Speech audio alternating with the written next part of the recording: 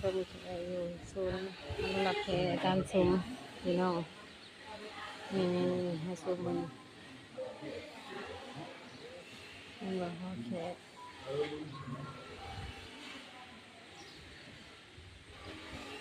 เป็นพี่น้องมันหลบอยู่ในนี่บุจมลงเนาะ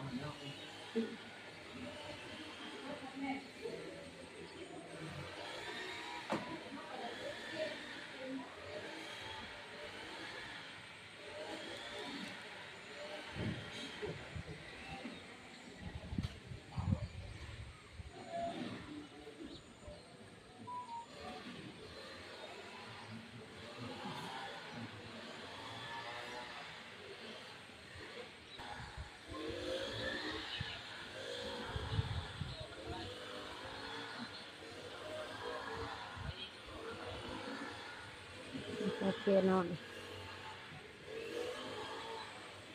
เป็นบัวซองรับทราบเห็นไหมบัวซองรับทราบนี่พี่น้องเห็นไหมโอ้เลยตัวนี้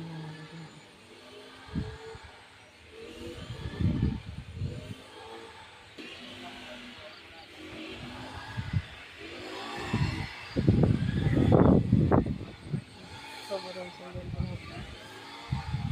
เดี๋ยวเราดู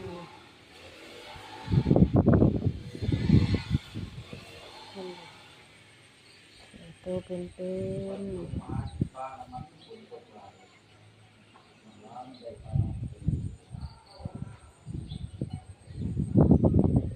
างนอกเราไป